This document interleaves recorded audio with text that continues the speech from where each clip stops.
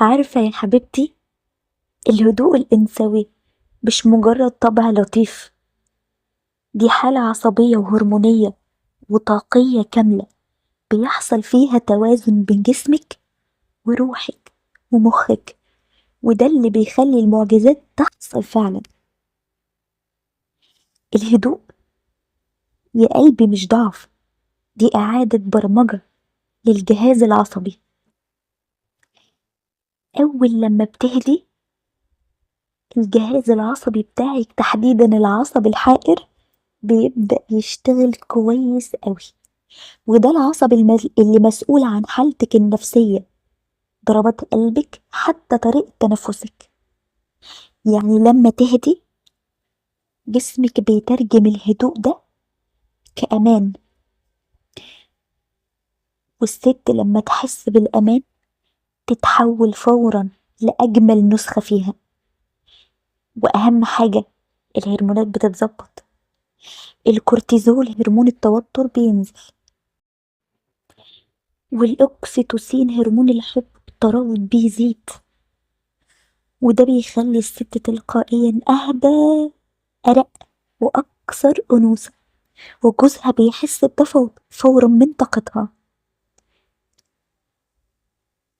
الهدوء بيظبط العلاقة، لأن الطاقة بتسبق الكلام. الطاقة الأنثوية الهادية بتشتغل قبل ما تتكلمي أصلا. الرجالة مش بيقروا كلامك، هما بيقروا طاقتك. يعني لو انتي بتقولي مفيش حاجة بس طاقتك غضب، صدقيني هيوصل له الغضب مش الكلام. لكن لما تبقي هادية فعلا، الطاقة اللي بتخرج منك بتقول أنا مستقرة وواثقة. ويا ست الكل ده بيخليه غصب عنه يهدى ويتوازن معاكي. العلاقات الناجحة مبنية على التنظيم العصبي المشترك. يعني لو انتي هادية، جسمه ومخه بيلقط الإشارة دي ويتظبط عليكي. عشان كده أنا دايما بقول لكل حبايبي، لو عايزة بيتك يهدى ابدأي بهدوءك انتي. وانا مش بقولك مجرد كلام نظري، انا بقولك حاجات وأسس مبنية على أبحاث ودراسات. الهدوء بيخليكي تعرفي تختاري رد فعلك مش تنفجري. في علم النفس بنسمي ده الذكاء العاطفي، اللي هنتكلم عنه كتير قوي الفترة اللي جاية. الست الهادية مش لأنها ما بتزعلش، لكن لأنها عارفة تسيطر على مشاعرها بدل ما مشاعرها تسيطر عليها وعلينا وحياتك. عارفة الإحساس ده؟ إحساس لما تبقي حاسة إنك خلاص هتنفجري، بس تاخدي نفس عميق وتعدي ال10 ثواني الأولى. العلم بيقول إنك كده بتوقفي اندفاع مركز الإميجدالا في المخ، اللي مسؤول عن الغضب والخوف. يعني الهدوء ده مش ضعف، ده تحكم عصبي، ومش أي تحكم عصبي، ده تحكم عصبي محترف كمان. الهدوء يا ست البنات بيخلي علاقتك بنفسك تتصلح. كل مرة بتختاري الهدوء بتعملي إعادة برمجة لروحك، بتسمعي جسمك، بتحسي باللي محتاجاه فعلا، بدل ما تكمليها بعصبية أو لوم. يا حبيبة قلبي، ده اللي في علم الطاقة بنسميه تنظيم الاهتزاز الأنثوي.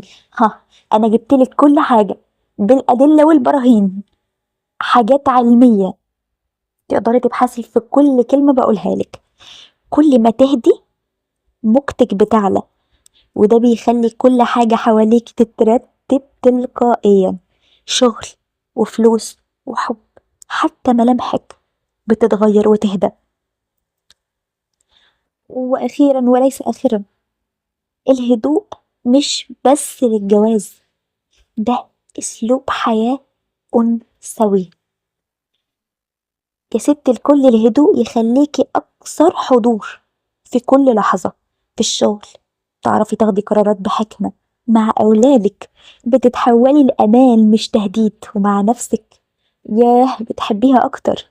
أقولك بقى سر، في جامعة هارفارد عملوا دراسة على 3000 شخص، لقيوا إن الناس اللي عندها مستوى وعي وتنظيم عصبي، ها، اللي بتسببه الهدوء عالي، عندها علاقات أطول ونسبة رضا أعلى بمرتين من الناس المتوترة دايما.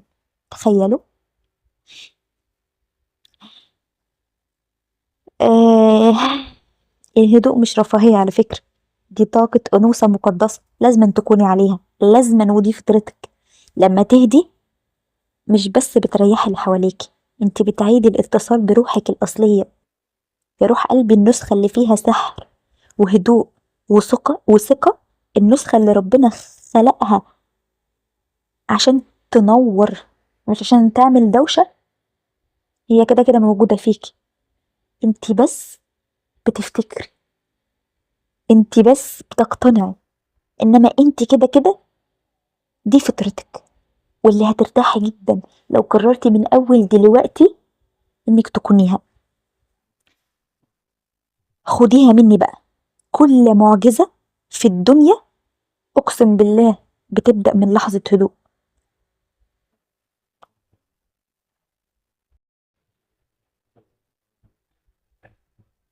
بصي يا حبيبتي، انا عارفة ان كلمة اهدي ساعات بتوجع، خصوصا لو اتقالتلك بعد خناقة أو بعد موقف جرحك، بس الحقيقة الهدوء مش معناه إنك بتتنازلي، الهدوء يعني إنك ما عدتيش بتسلمي أعصابك لأي موقف. الهدوء علم مش صدفة، الهدوء اللي بنتكلم عنه ده مش مجرد طبع ولا شخصية، ده شيء ممكن تتعلميه علميا وعمليا. وعلميا اللي بيحصل لما تهدي إن نظامك العصبي بيرجع من حالة الخطر لحالة الأمان، والعلم بيسمي ده regulation، تنظيم عصبي. ولما جسمك يحس بالأمان مخك بيبدأ يشتغل من الجزء المسؤول عن التفكير الواعي، القشرة الأمامية من الدماغ، مش من الجزء المسؤول عن الانفعال، المركز العاطفي في المخ. عرفتي بقى إنك لما بتهدي بتفعلي حاجات تحفة جواكي. تعالي بقى أقولك على حاجة، ليه الرجالة بتهرب من العصبية؟ هفهمها لك بالتفصيل الممل عشان تترسخ جواكي. الرجالة مش بيخافوا من الكلام على فكرة، هما بيخافوا من الطاقة اللي ورا الكلام، والعصبية بتفعل عندهم مراكز أو مركز اسمه القتال أو الهروب، وده بيخليه يا يسيبك ويمشي يا يدافع عن نفسه ويعند، ده طبيعتهم، غصب عنهم، غريزتهم. لكن الهدوء بيبعتله كده إشارة أمان، بيخليه يسمعك بدل ما يهاجمك، وده مثبت في دراسات من جامعة ستانفورد، لقوا إن التواصل الفعال بين الأزواج بيزيد بنسبة 70% لما الست تكون في حالة هدوء عصبي.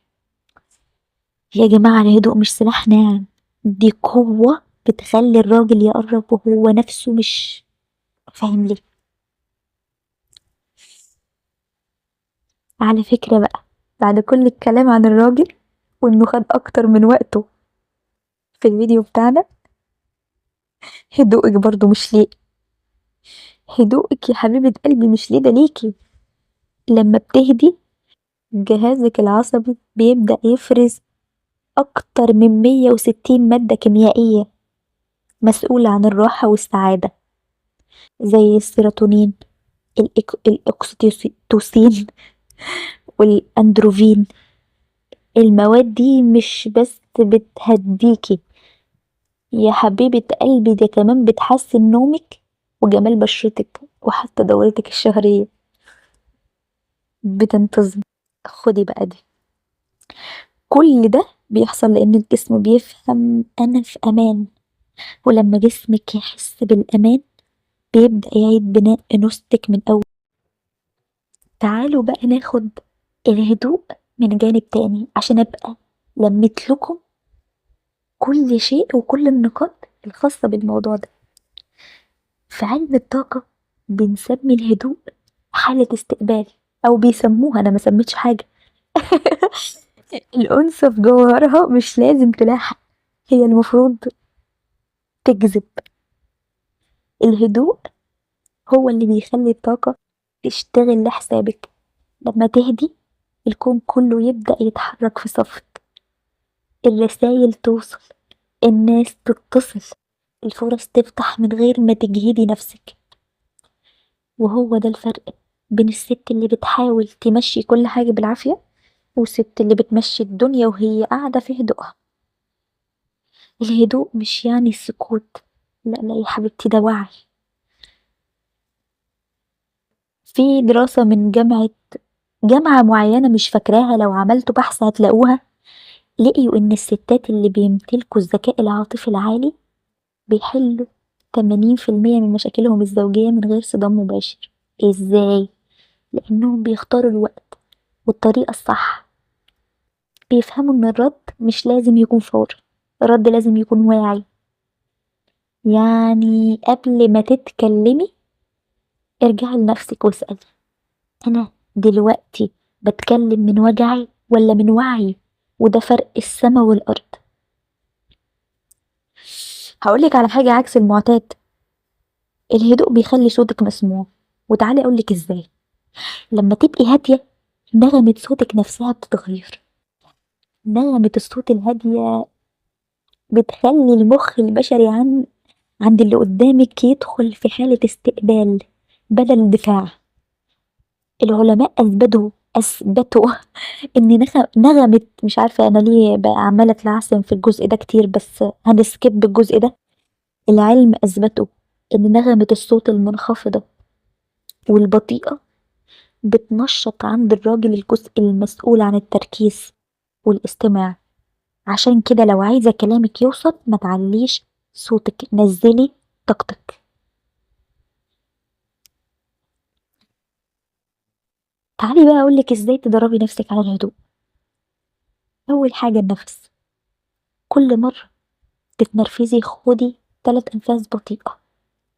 الزفير لازم يكون أطول من الشهيق، وده بيهدي العصب الحائر ويفصلك عن رد الفعل التلقائي. تاني حاجة حاولي تكتبي مشاعرك بدل ما تنفجري فيها، المخ بيتعامل مع الكتابة كتنفس آمن للطاقة. جربيها بس وهتدعيلي. تالت حاجة الحركة البطيئة، لما تمشي أو تتحركي بهدوء الجسم بيبعت إشارة للمخ إني أنا في أمان مش في خطر، وده بيخليه يهدى فورا. وأخيرا وليس آخرا، الهدوء لكنه استثمار في أنوثتك. كل مرة بتختاري الهدوء على الانفعال انت بتبني نسخة جديدة منك، أنثى جذابة رزينة وواعية. مش لأنك جامدة، لأ، لأنك بقيتي فاهمة نفسك. الهدوء مش إنك ما تتكلميش يا ست الكل، الهدوء إنك تتكلمي من منطقة فيها حب مش دفاع. وبس كده، أشوفكم الفيديو اللي جاي.